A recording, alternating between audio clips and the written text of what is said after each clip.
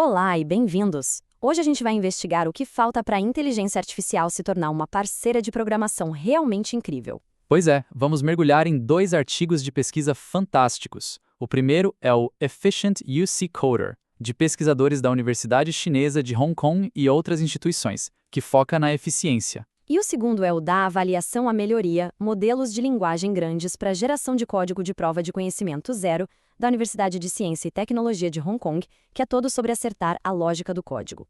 Exatamente. Todo mundo que usa assistentes de IA como Copilot sabe que eles são muito poderosos, mas em tarefas mais específicas, eles acabam esbarrando em alguns limites. E hoje a gente vai explorar dois desses grandes limites. Ok, então vamos nessa. A gente estruturou a análise de hoje assim. Primeiro, olhamos o problema e logo em seguida, a solução super inteligente que os pesquisadores encontraram para ele. Bom, para começar, vamos falar de eficiência. É fascinante pensar que uma IA pode olhar a imagem de um site e simplesmente escrever o código para ele. Mas, Theo, por que na prática esse processo é tão lento e gasta tanto recurso computacional? A questão toda, Clara, se resume a algo que os pesquisadores chamam de inchaço de tokens. A IA tem que processar uma quantidade gigante de tokens que vem da imagem e depois gerar outra montanha de tokens de código para fazer o HTML e o CSS. E para a gente ter uma ideia do tamanho desse problema, em tarefas comuns de transformar uma interface de usuário em código, os tokens da imagem e do código juntos somam mais 90% de todos os dados que estão sendo processados. É muita coisa. E esse gráfico aqui ilustra isso perfeitamente. Dá uma olhada no tamanho das barras de tokens de imagem e código em comparação com os de texto. O modelo fica literalmente afogado em dados. E o pior é que muito dessa informação, como os pesquisadores viram, é redundante. Pensa em espaços em branco no fundo da imagem ou trechos de código que se repetem sem parar. Entendi. Então, se o problema é um monte de informação repetida e inútil, a solução parece simples. É só se livrar dela, certo? Mas como fazer isso sem acabar perdendo algum detalhe que era, de fato, importante? Essa é justamente a genialidade do framework Efficient UC Coder. Ele tem um processo de 3 passos para comprimir os dados de forma inteligente.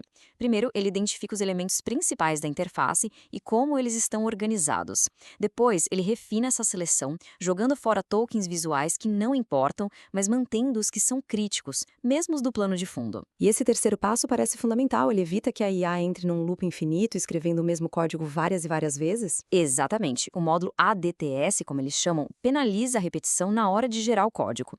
Isso faz com que o resultado seja bem mais conciso e, na maioria das vezes, até mais correto. E os resultados são bem expressivos. Com essa compressão, eles conseguiram uma redução de até 48,8% no tempo de inferência. Ou seja, o processo todo fica quase 2 vezes mais rápido.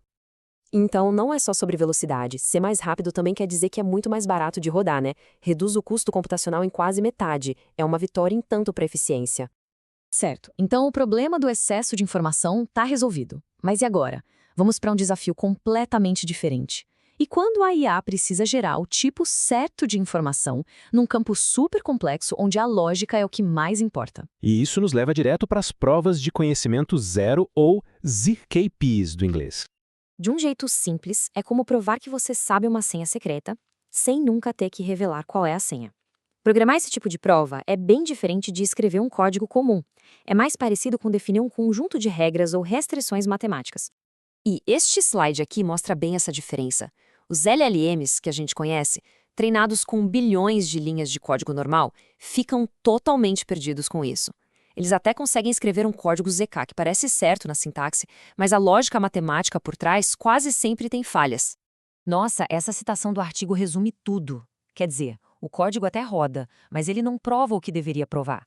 E aí, como é que se faz uma IA lidar com um nível de rigor lógico tão alto? A solução dos pesquisadores do Z-Coder foi construir um agente de IA que imita o jeito de trabalhar de um desenvolvedor humano. Ele não sai simplesmente gerando o código de uma vez. Não, ele segue um processo bem pensado. Primeiro, ele cria um esboço geral, com as restrições lógicas. Depois, ele busca exemplos que já funcionaram de como implementar aquilo do jeito certo, quase como se estivesse consultando uma receita.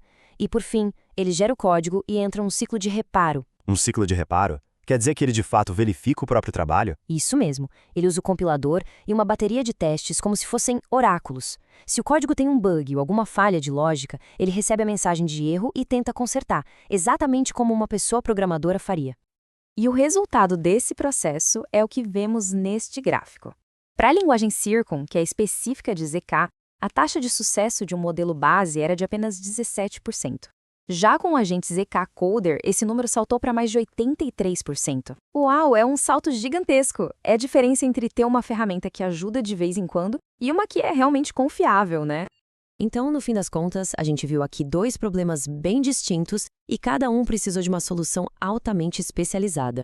De um lado, uma IA que aprende a ser eficiente, filtrando e comprimindo dados. Do outro, uma que aprende a ser correta, raciocinando e se autocorrigindo. O ponto crucial é esse. O futuro da IA no desenvolvimento de software talvez não seja um único modelo superpoderoso que faz tudo. É muito mais provável que seja um time de agentes de IA especialistas, cada um treinado para ser mestre em resolver um tipo específico de problema, seja ele de eficiência, de correção lógica ou qualquer outro. O que nos deixa com uma última reflexão um tanto provocadora. Se a IA vai cuidar do trabalho pesado e especializado, como é que fica o papel do desenvolvedor humano nessa história? Uma ótima pergunta para se pensar.